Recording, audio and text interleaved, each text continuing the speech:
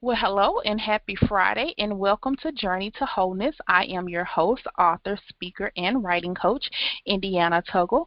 And if you've been following Journey to Wholeness this month, you will know that we share our journey of healing and overcoming the things of our past and sharing with you how God has turned that pain into purpose and allowed us to walk in wholeness and to walk into identity and purpose in Him. In this month, in anticipation of 2021, as we're welcoming in the new year, I thought it befitting that we continue that conversation of new beginnings and letting go of the past to embrace the new that God has for you. And so today we have a special guest with us. Her name is Karla Lewis, and Karla is a licensed counselor, and she works as a transformation coach, assisting clients with issues of emotional, verbal, physical, and sexual abuse. So Karla is going to be here and share with us how she has overcome great emotional trauma herself, and also how she helps her clients to overcome negative mindsets and to pursue their dreams in confidence as well. So we are in for a treat, and we are going to welcome Miss Karla Lewis to the show. Hi, Karla. How are you? Hi, I'm great. How are you? I'm awesome. Happy New Year. Happy New Year. It's good. It's Thank good to see the new year. Exactly, and that is one of the things that I talked about on last week's show is that it is so grateful. We're so grateful to see the new year because so much went on in 2020. But above it all, God is still on the throne. He's still Yes, God. exactly. He's still performing His word. He's still going to do what He said He's going to do. So we have to be ready and truly ready to embrace that and move on to the next. So I wanted to have you on the show to provide us with some strategies to help us to move on from a lot of different past issues. But before we get into that, why don't we tell the listeners a little bit about you and what you've had to overcome? Well, as you stated before, I am a transformation coach. I'm a coach as well as a counselor. I actually was abused myself, sexually abused as a little girl. I was about 4 years old, and continued to receive verbal as well as emotional abuse for some years afterward from that same abuser. And I went through my own healing process. Um, of course, a part of that process is being able to tell someone, tell at least one person what has happened. I also went through counseling myself. I would consider that the Word of God was instrumental in helping me to hold on and building me up and helping me to become the person, the strong woman of God that I am now. I am grateful that I made it through that, and I'm also grateful that God is able to use me to help other people who have experienced that same trauma. And so I'm just really grateful to be able to be used in that way. Hmm. Wow, thank you so much. Now, you mentioned that you were abused at 4 years old and you had your own healing process. Can you tell us, hmm when did you begin that healing process, and when did you know that you needed to start healing, or that you even needed to heal? Well, I have let me explain it this way. I had a very impactful experience, and I remember angels ministering to me at nighttime. As a little girl, I would cry myself to sleep at night, and I remember, just asking why and saying that it was just so hurtful emotionally what had happened, and maybe not really understanding why it happened to me. I know that that's a big question that people often ask who've been abused. But I remember angels ministering to me and singing to me, and me having that experience of being able to actually sing with the angels. Um, that was just, and being able to feel that peace that went throughout my bedroom as a little girl. Now, in terms of your question, as far as when did I recognize that I needed healing, I would, because of the way my experience happened, I would say that God recognized that I needed it, because that's the first part that I remember. I knew, however, I was prompted by God to share with my parents what happened, and I didn't really want to share it with them because I didn't want them to have to experience the same pain that I felt. I wanted to shelter them from that, and I knew that God just kept telling me, "Tell your parents." And then this is like I'm still in the single digits. And at some point, I reached out to my parents. I wasn't able to verbalize it.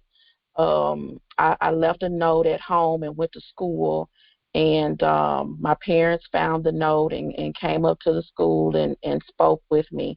And so that was how I reached out for help. But of course, I knew that I wanted help and needed help because of the just the isolation that I was experiencing, the aloneness, and really needing to be able to talk to someone about my pain. Mm. Okay, that makes perfect sense because a lot of times when we're hurting, we want to shield ourselves and hide ourselves and protect ourselves from people. So that's where the Mm-hmm. isolation comes from a lot of times. And I love that you said that you really didn't know that you needed help, but God prompted you to speak out, to tell someone. And a lot of Mm-hmm. times we hide that. You know, we don't, the enemy wants to tell us that no one wants to hear it, or that it wasn't that bad, or somebody is going to hurt you, or you're going to get in trouble. He wants to tell you all of that just so you can keep silent. One of the things I talk about too in my Right to Heal program is breaking the silence. You have to tell somebody. In breaking the silence, a lot of times it doesn't mean that, you have to confront the abuser, but just Mm-hmm. sharing your story and releasing that to someone. And it was interesting that you also said that you wanted to shield your parents. You didn't want them to be hurt. Can you tell us about that? Because that was still a young age, because you said you were still in the single digits. So at that age, why did you, I ain't gonna say why. How did that feel, taking on that burden of trying to protect your parents? Well, it was painful. I really, like I said, God was pulling on me to share it with them, and I really didn't want to. And at that age, you don't know, because again, we're talking about I'm in the single digits here as a kid. At that age, you don't know anything about grieving the Holy Spirit or anything like that. But of course, I do now. But it really wasn't. I knew the pain that I experienced. I knew that it kept me from sleeping at night, and I knew that my parents loved me and that they would have never wanted anything like that to happen to their daughter. So I just didn't want them to have to experience what I was experiencing. I was, Mm-hmm. willing, I guess, to sacrifice myself so that they wouldn't have to experience that same pain. Mm. Wow, that's real heavy for a child to say that I can sacrifice my pain for an adult. And I'm the child, Hmm. but we want to sacrifice ourselves. Did you know your abuser? I did. He actually was someone who married into the family. So Mm-hmm. it was an uncle. Of course, I don't consider him to be an uncle, but he would be considered to be an uncle. So yes. Mm-hmm. Okay. Wow.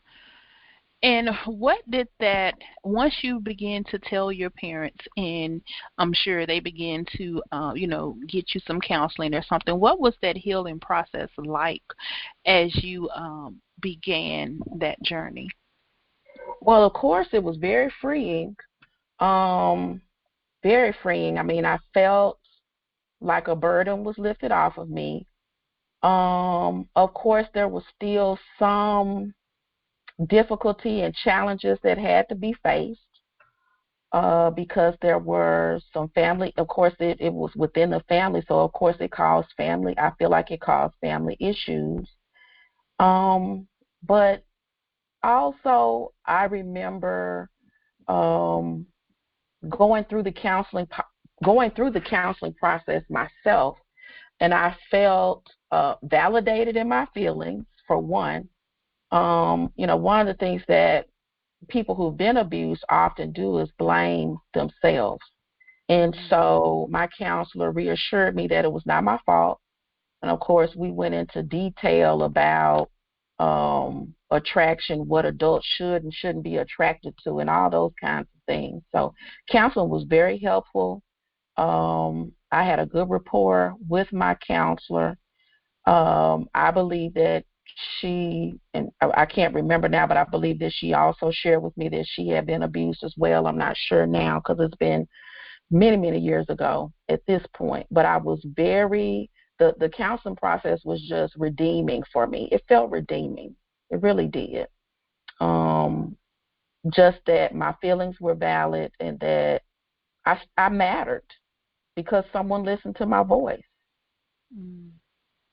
Yes, knowing that your voice matters and that someone believes your story is an amazing thing that comes out of counseling, that comes out of that healing process as well. Even if you can never, confront the abuser, just that validation and knowing that you have a support system is amazing.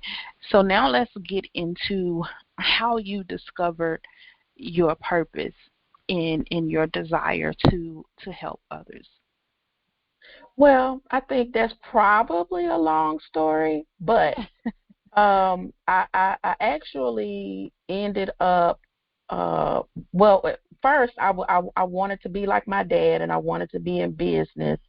And so I went to Fisk University and got a degree in business management. I ended up working in sales and I liked it at first, but then I felt like I wasn't making an impact on people, and I really wanted to help change people's lives. And I think I noticed that even in the people, the people that I worked with as I was a sales supervisor, that a lot of times they would open up and share their personal lives with me. And so for one, there's something about me. I can be wherever, Kroger, Walmart, or wherever, and people just walk up to me and share. So I have Mhm. some little light that people see and they open up and share with me. So I consider it to be a calling. And at that point, as I was working in sales and noticed how people were opening up to me, of course, I also remembered what happened to me as a kid and really wanted to be there for people like me who felt like there was nobody to listen, who felt like there was nobody who could relate to what they've been through. And so from that point, I decided to get my master's in counseling, went to the University of Memphis and finished that program in 2007. So I've actually been working in the counseling field now for about the past 15 years. Wow, that's amazing. I find it funny because the same thing happened to me. I didn't discover my calling to help people to the same thing that happened to you. People would just walk up to me and just share their story. It didn't matter. I was like you. It didn't matter where I was. I could be in Hmm. Subway standing in line trying to get a sandwich Right. and say, "Hey, how you doing?" And someone would be like, "Hey, girl, how you doing?" And such. And all of a sudden, I'm hearing about, you know, people, victims of domestic violence and this and the other and what they overcome and how they've been through this and how they've been through Mhm. that, and I'm standing there looking Mhm. at them like, lady, I don't know you. Right. you Yeah. know Why are you telling me this? Yeah. like, why are you telling me all of this? And so and God just really had to begin to cultivate me with that, because I was the same way, growing up and what I've been through. I always wanted to help, but I just didn't know how I was going to help. So that's how I pursued my degrees as well. But I worked somewhere else. I worked in trade compliance, but I Hmm. always had this desire, to help people. So my degrees were in social work and counseling, Mhm. as well. So I definitely understand that plight. Now, since you've been in the counseling field for over 15 years and you work with a number of, I do believe you work with molestation victims and things like that, help us to understand, not just in yourself, but what you've seen in clients who may still be dealing with the residue of childhood abuse. What are those signs that could let them know that they're still, it's an unhealed issue? Because a lot of times we think that time heals wounds, and Mhm. we forget that time doesn't have the power to heal. God does. So if we don't deal with those issues, it just festers, and it spills over into your life, and it begins to affect you. And a lot of times we don't even realize that we're walking around broken, because it's the way we've always been, or oh, that happened 20 years ago. That don't matter to me. I'm okay. So what are some of the signs that we can look for in our own lives as we're reflecting that might let us know, you have some unhealed issues that you need to tend to? Well, it could be low self-esteem. It could be self-blame or guilt. It could be issues in relationships, having, I'm looking for that word, dysfunctional relationships or being in abusive relationships. And abusive relationships, it doesn't just have to be someone physically abusing you. It can be emotional abuse, someone who puts you down. Um, some of the other signs, not being able to sleep at night, having physical or physiological symptoms or outcomes, um, eating disorder. It's just so many. There's so many different things that could happen. Mhm. But I'm also gonna say just a uneasiness in your spirit that you just don't quite feel right. I mean, it Mhm. can even be that. Mhm. Um, and I know sometimes for women, well, and for men too, feeling like they're unable to make friends, some is a part of that sometimes too. So yeah, all of those are the different things that could happen, or even still having very strong responses to triggers. That's another thing to look for as well. But that list could go on and on and on in terms of things that people might be able to signs that people might be able to pick up on Mhm. within themselves. Yeah.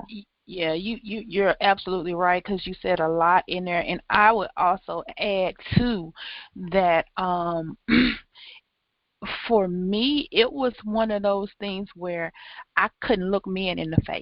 Like they could be Mhm. talking to me and I could not give them eye to eye contact. I would always look down, Mhm. some type of way, because it was like I had this shame that was on me when it came to that. And then another thing would be not living in mediocrity, like not feeling worthy of some of your dreams, or even stop dreaming. Like you Mhm. just don't dream at all. Like you're just afraid um, to dream. Another thing is with the self-esteem and with identifying a lot of your issues. Not, I agree with the toxic relationships and being in toxic relationships, and a lot of times because someone hurts us, the physical, the verbal, the emotional abuse, we feel like it's their fault. But a lot of times there's something that drew you to them, and so that's why we have to examine our relationships and say, am I all is every guy or every woman I meet have this Mhm. same pattern, Mhm. of Mhm. being abusive in some type of way? What's Mhm. going on with me that I'm constantly attracted to this type of person? Mhm. And another thing is also the inability to find happiness, always on a pursuit, like I just want to be happy, and not being able to verbally express what that happiness is. Because for me, I thought it was in people. It was in people, having a mate, having a business, having the money, the house, the Mhm. car, the income, I thought obtaining all of that would be the final place. Oh, I'll finally be happy when I get that. If your happiness is dependent on something that you don't have, that's an indication that something is wrong internally, that you can't find contentment in you. You know, you're always on a quest for something or someone to fill a void. So it's like a empty void on the inside that you're constantly trying to fill, or like a thirst that you're constantly trying to quench, Mhm. that you can't seem to satisfy. I remember God meeting a woman at the well, said, well, if you drink from me, you'll never thirst again. And Right. that's kind of how I felt when I came to God. Like, man, I'm not just thirsty, I'm parched. I'm over here just dry. Throat just Mhm. Mhm. Mhm. throat Mhm. just dry. Just literally looking for some water, because you just exhausted. You're just Mhm. literally mentally and physically just tired of Mhm. constantly fighting, constantly grasping, for thin air, trying to find something, to make you smile, to make you want to get up in the morning, and just not wanting to just be floating along in life and just allowing things to happen, and wanting to be able to, take control and exert your power and begin to make things happen, but there's always that blockage, with you, when you are walking around unhealed. So let's get into some of those strategies that you begin to pull yourself up and to begin to even embark on that healing process. Where do we start? You know. Well, as a therapist, I'm going to tell you to please start with counseling. But let me back up a little bit. Start with telling someone, because I have actually run into a lot of people, either as a therapist or just as a person in general. I have run into a lot of people who have never ever told anyone, and I'm like the first person they told in 15, 20, 30, 40 years. And Mm, so that means that you've held this within you all this time and never shared it with anyone. And that's devastating. mhm. So tell if you're listening to me, to the sound of my voice, and that happened to you, it wasn't your fault, and you need that support. You need to let it out, and you need to tell at least one safe person in your life. And I don't know if perhaps you need to go to a Catholic church and do the whole where the person listens behind the curtain. That's fine with me, but at least one person needs to hear what happened. It needs to breathe and get out so that it's not stuffed on the inside of you. The next thing for me is to actually go to counseling. One of the things that bothers me as a Christian is that a lot of times the church teaches people not to go to counseling and tells people All you need is Jesus. All you need is the church. All you need is your pastor. But what about the parts in the Bible that talk about seeking wise counsel?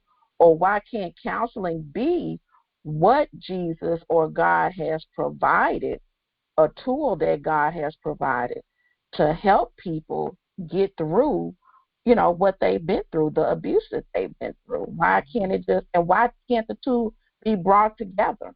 You know, so I just don't want people to feel like that there's something wrong if they go to counseling. You go to counseling because you need to talk to somebody. Um, and that's it. It doesn't mean you're crazy. It doesn't mean that there's something wrong with you. You need to talk to someone. And it also offers you that additional support, as well as someone who's going to listen and not judge you for what has happened to you. So yeah, I would just, Absolutely.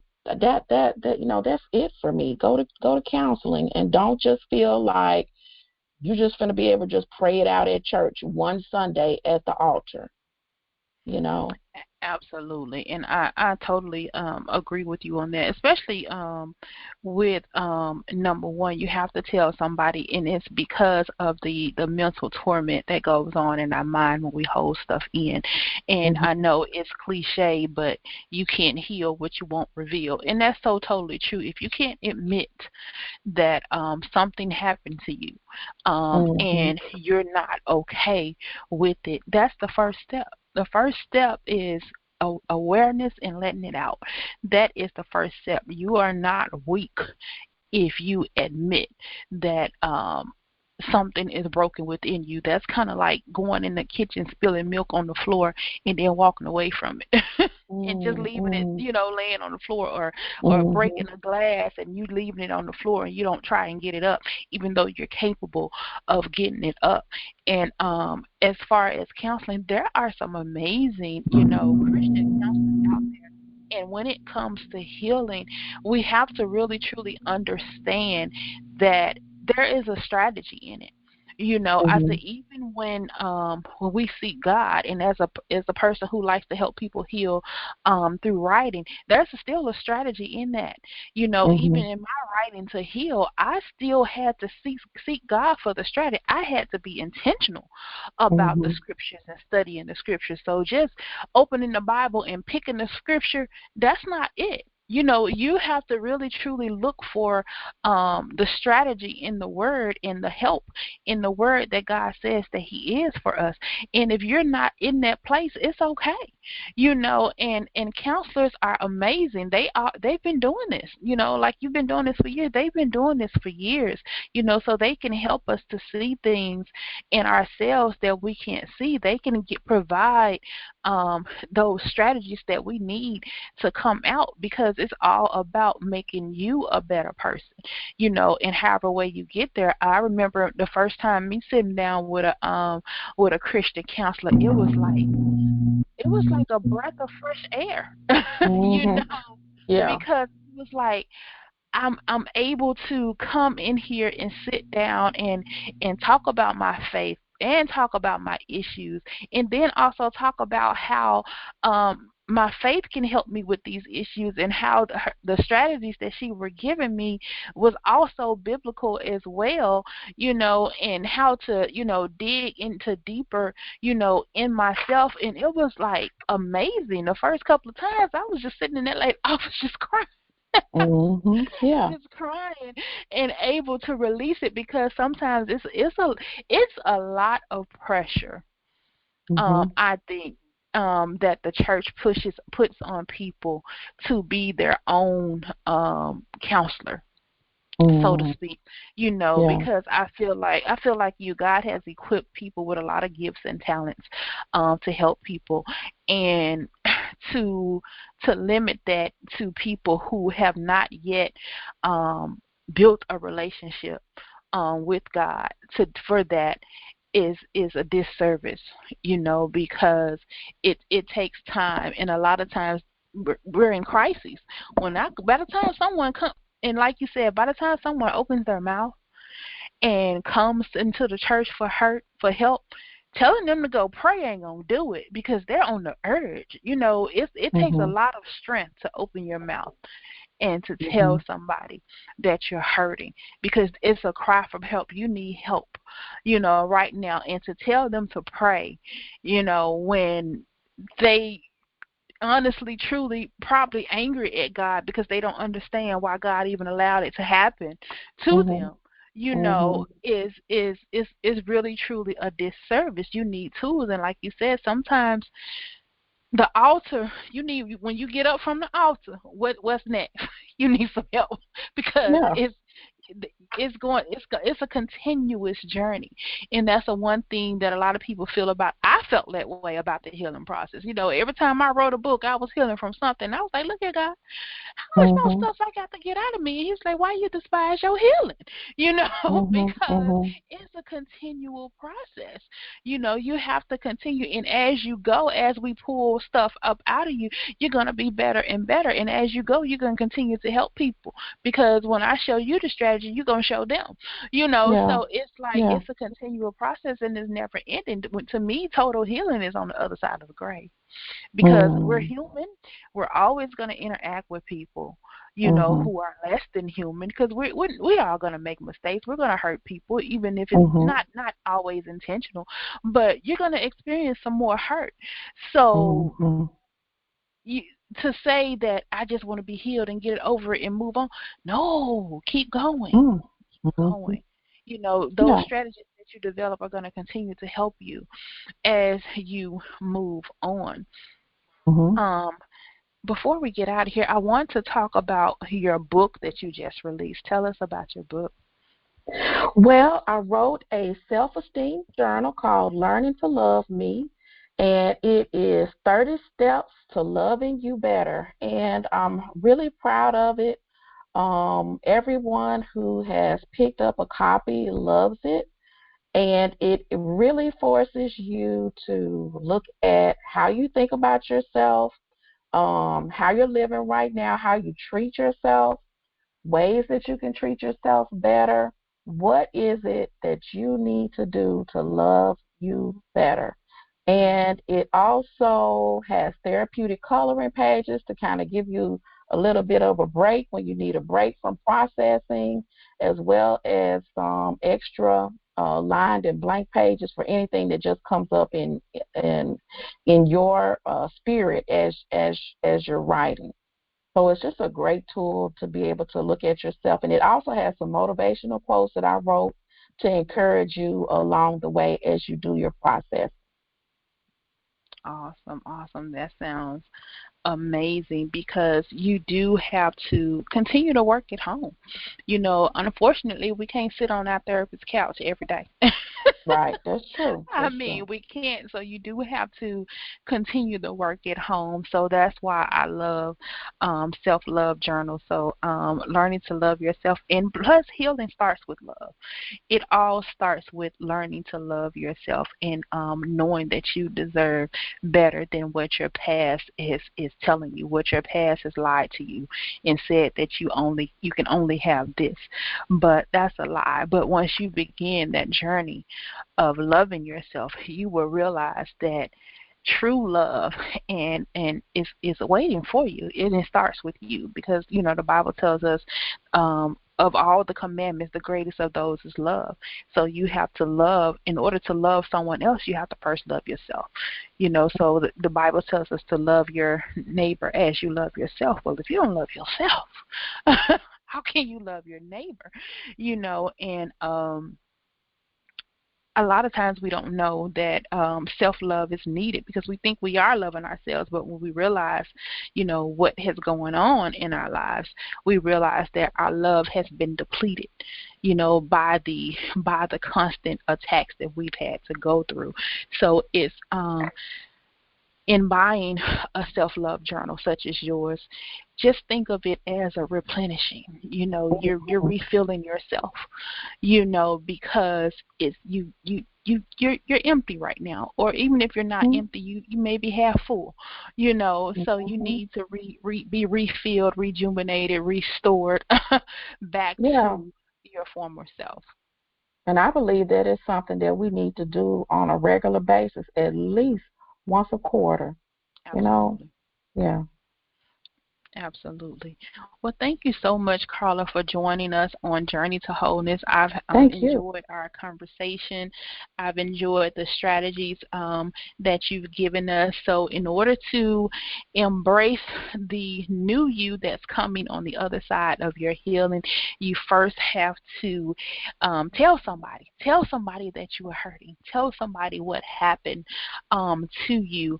And then go to counseling so that you can get you some strategies to move forward in your life so that you will not continue to be going in circles and repeating the same cycles in your life, because there is a better you awaiting for you. However, it's okay to admit that you need help. And then go out and get Carla's self-love journal, Learning to Love Me. It is available on Amazon. So you can put in her name, Karla Lewis, or you could put in the title, Learning to Love Me, and it should be able to pop up. And as I always say, remember that there is purpose in your pain. See you next week.